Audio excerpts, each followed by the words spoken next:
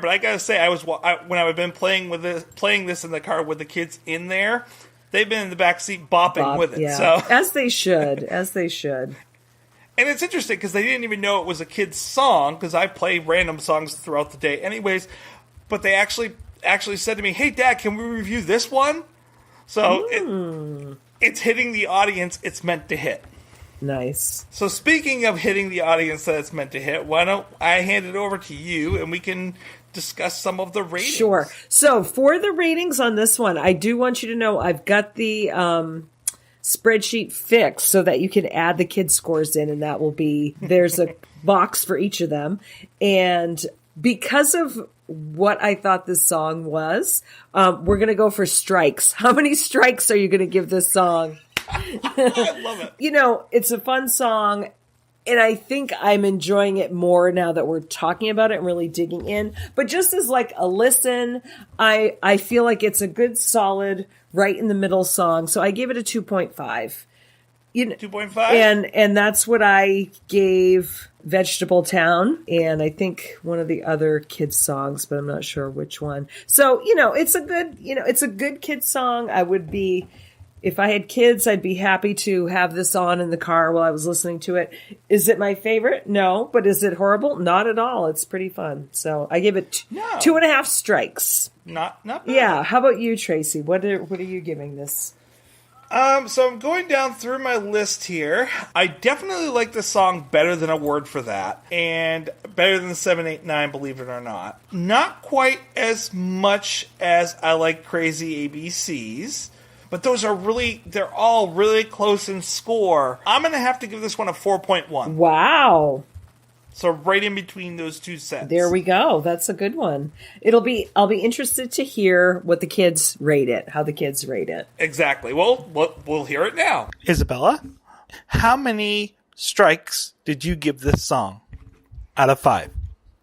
I would give it 4. What were the things that you liked about this song? It was silly. What was your favorite part of the song? The last part, curious like me. And what was the parts that you didn't necessarily like as much? I think they should have only put 1 like. And like, I think they should only put 1 like. Benjamin, how many strikes do you give this song? 3.5. What did you like about this song?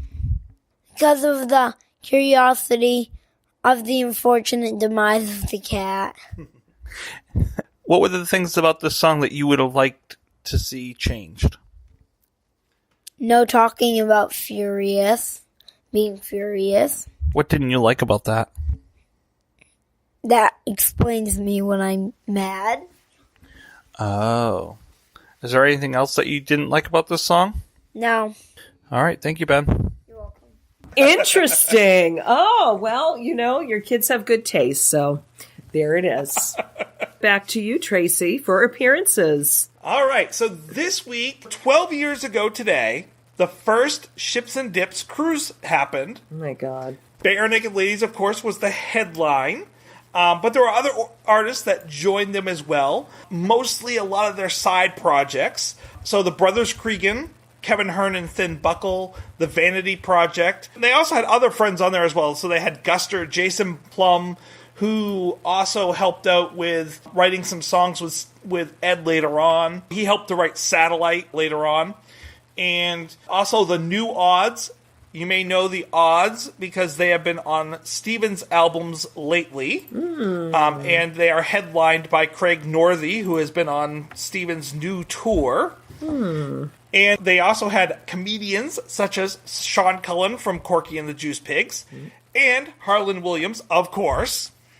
Because nothing is anything without Harlan Williams.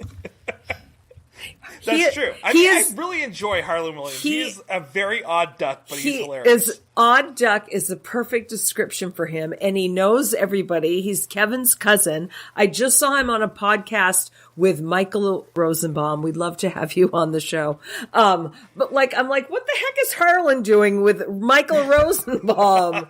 But there he was. So, he's everywhere, and he's great. How can you not adore him?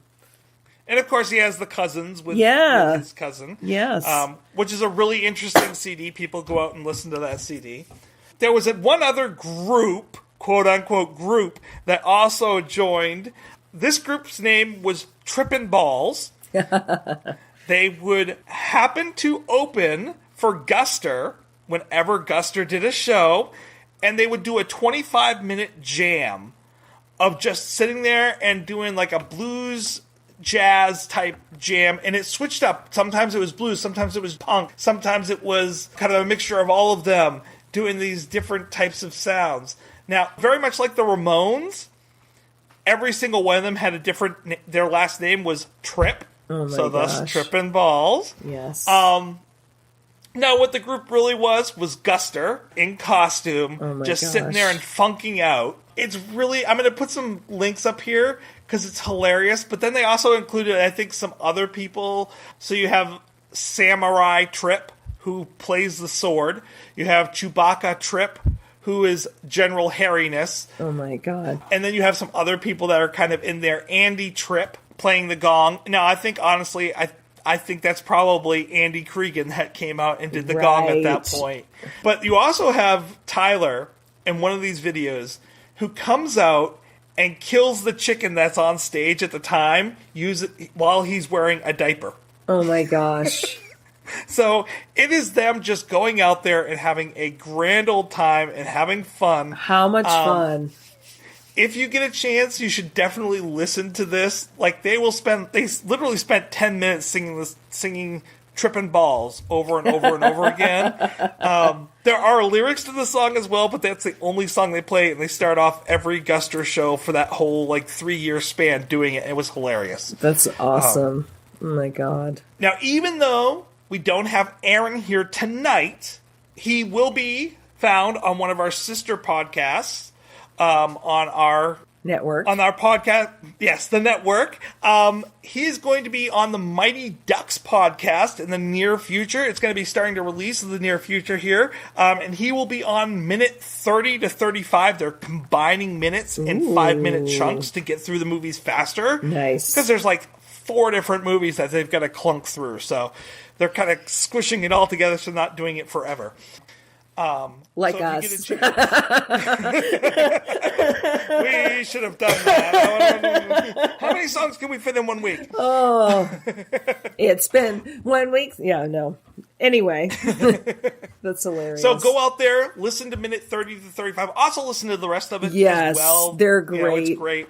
Hilarious. I love Blake. He's wonderful. So fun guys. And then finally, I think that Aaron knew we were recording tonight, but I don't think he forgot. I think he's there just staring at the screen, just not doing anything in particular. He doesn't see it coming up. I think he's just daydreaming. Bum. And I think that's what we're discussing next week. Because we're leaving the seas.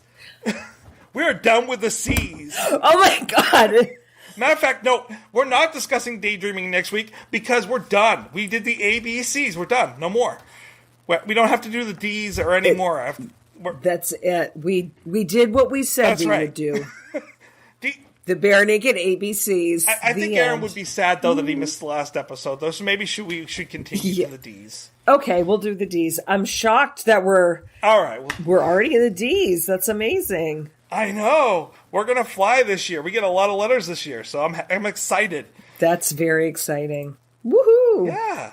So join us next week. Don't daydream yourself. That's right. Put on our podcast and listen in. Especially don't daydream if you're driving while listening to us. 2 hands on the wheel, eyes on the road. Don't let us distract you. And remain curious.